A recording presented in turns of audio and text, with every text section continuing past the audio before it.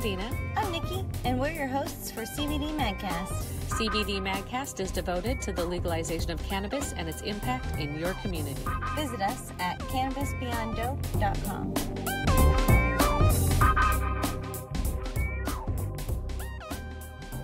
Hey, Nikki. Hi, Dina. How's it going today? Great.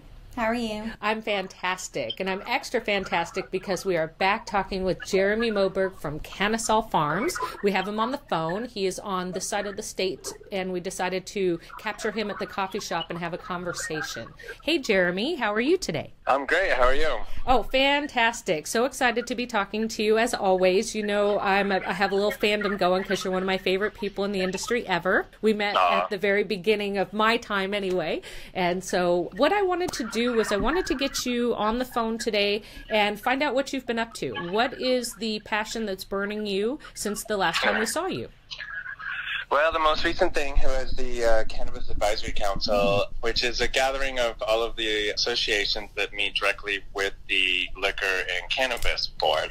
You know, maybe not the sexiest topic to talk about, but these are the guys that we have to live under their regulation. And as you know, and many people in this industry know that are in it, that it has been cumbersome and not always great for businesses. We saw traceability boondoggle come about, and that just ground on and really caused a lot of pain in the industry. It just like day-to-day business operations. So that, you know, that's just still an ongoing headache for the industry that it looks like we're just going to have to live with. I'm much more focused on core principles behind the market, which are really not going well. We're seeing a lot of small businesses going out of business. It's really too bad because a lot of these people were lulled out of the black market and told to come into the legal market, risked everything. I know people that took second mortgages and cashed out their 501s and just were all in. And then we're just put out to this marketplace, which hasn't supported the businesses. So we've seen a lot of pain and suffering in this industry. And really the core reason is because of overproduction. You know, we've seen this even a more extreme example is in Oregon, where they've gone so far as to introduce in legislation exporting marijuana. The one tenet that the federal government said that they didn't want to see, which was interstate commerce. But it's sort of a testament as to how much overproduction and the damage that it can do to a market. None of us really want government controls or production controls. It's not a great thing. But remember, marijuana only had value because you could go to jail. And when we legalized, we made a deal with society that we were going to tax and regulate, and we were going to create an economy that supported jobs and supported tax revenue. And that was how we got the sheriffs on board, and that's how we got many people that were sort of not that excited about legalizing marijuana. The LCB didn't really think about it in the beginning and just sort of opened up the window to applicants, and we just got as many as we got, which is fine. It was early on, but now they really need to do something about it, and they have done nothing. They have taken no actions to improve the marketplace at all. And it was really interesting because the agenda item that they put up for the last meeting was diversity in marijuana and small businesses. And as you probably know, Washington's in this industry is fairly white. There's not a ton of diversity. There is some, but there's not a ton. And so they're interested in how can we increase diversity. Well, the first thing is create a marketplace that actually supports small businesses, because opening the door to increase diversity to fall off of a cliff is not good for anybody. And I would not invite anybody into this industry right now. So it was an interesting conversation with the LCB, which really kind of came back to how are we going to create a marketplace that supports the jobs, the tax revenue, and the kind of living wages that we want to see in this industry. And so I had a lot of very concrete examples about what they could do that they've never done, because they operate at the rules level, and those rules is really the only power that they have. So one of them is canopy production, and there's a lot of producers out there that are producing over their allotted canopy. And so when we first brought up the overproduction issue, they were like, well, maybe we do, maybe we don't. Let's do this canopy count. So they sent a team out and they did this big canopy count. Well, those results are in, and they had 40-something people producing over their allotted amounts, and they're not going to do anything about it. So what they're teaching everybody in this industry, if you're a producer or a processor, is if you ignore the rules, you have an advantage.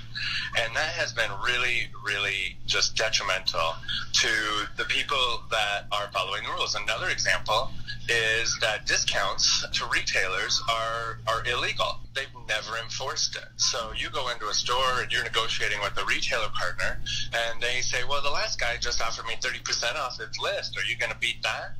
And it's like, well, that's not legal, and I can't do that. But of course, the other guy who wasn't going to follow the rules already did that, and so the person that followed the rules isn't getting the sale, and the person that is ignoring the rules is getting the sale, and the list just sort of continues on down the pipe. And what it's really leading to is a conglomeration of market share with the largest corporations, which is, by the way, the worst thing for diversity. And it was really telling, here we are sitting around the table with the LCB, and when they're wanting to talk about diversity, and the two most diverse people that had been represented on the Cannabis Advisory Council by their associations are out of business. That was an African-American man and an African-American woman.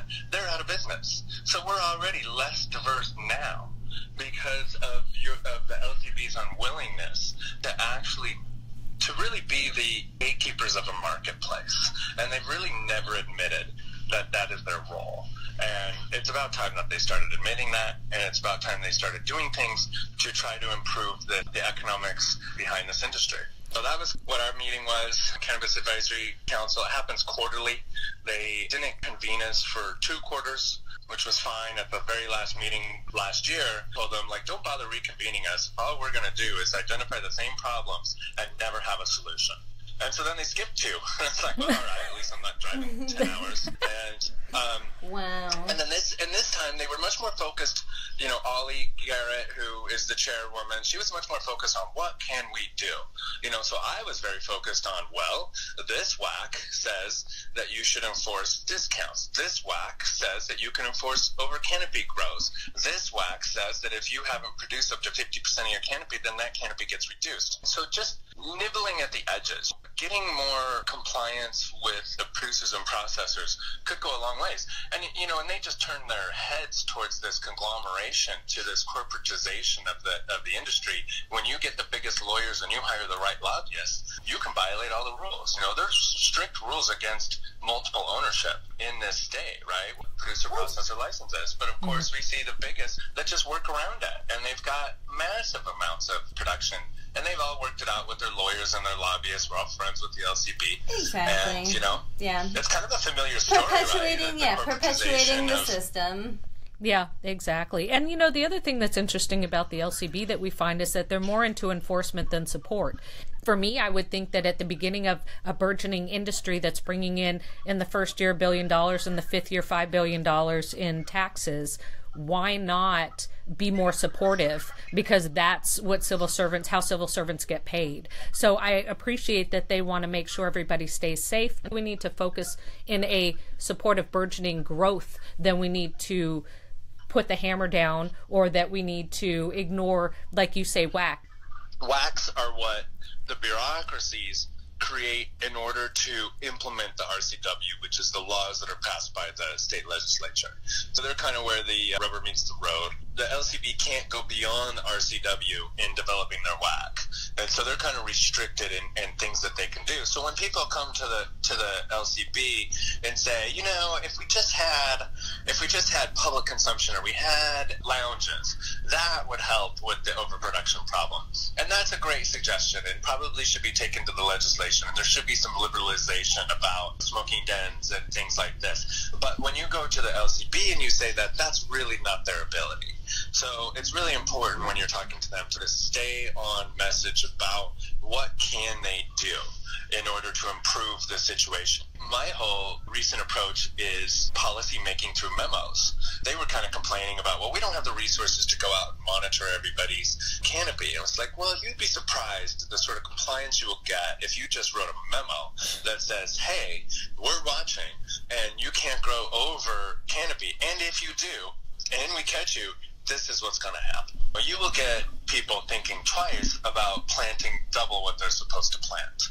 We've seen the repercussions of anybody going against an LCB officer, so I can imagine that that would be a very powerful tool for them to use, since they've laid the smackdown pretty hard in the beginning of this industry. I could well imagine the memo would be a fantastic way to go. Yeah, and it's sometimes it's all we can get is a memo, and I was really heartened by the industry got a memo from the WSIA. Maybe it's a topic worth bringing up, the pesticide thing. We could do a whole podcast on just the pesticide issue, right, which is a lot more complex than just weeds poisoned in the legal market.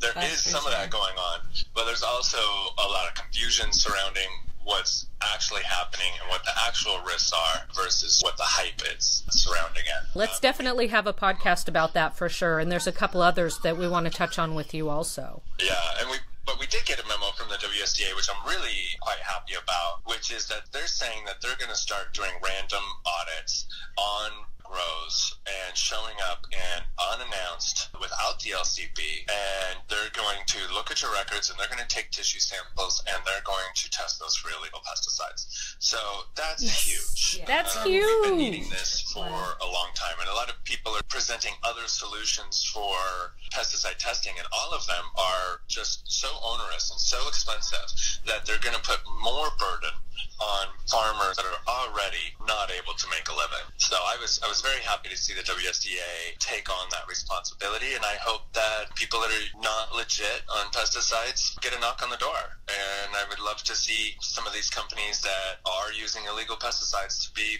out of business. Well, it's about time agriculture got involved. Yep, absolutely. What a great conversation today, Jeremy. And we're going to get back in touch with you, because the next topic that I do want to talk about before we get into the pesticide is I actually want to talk about Florigen. So I'm going to key up everybody to get excited about our next conversation going. And that's going to be a pure educational conversation. We're going to talk about how plants do things, and we're going to make Florigen a household name. All right. Well, that sounds great. I look forward to that conversation. Thanks so much for sharing it with us today, Jeremy. No Good problem. luck. Have a good day. All right, bye. Bye. Follow Cannabis Beyond Dope on Instagram, Facebook, and Twitter. And click the like button. Check out more podcasts on SoundCloud, iTunes, and YouTube. Contact us or check out all of our content at cannabisbeyonddope.com.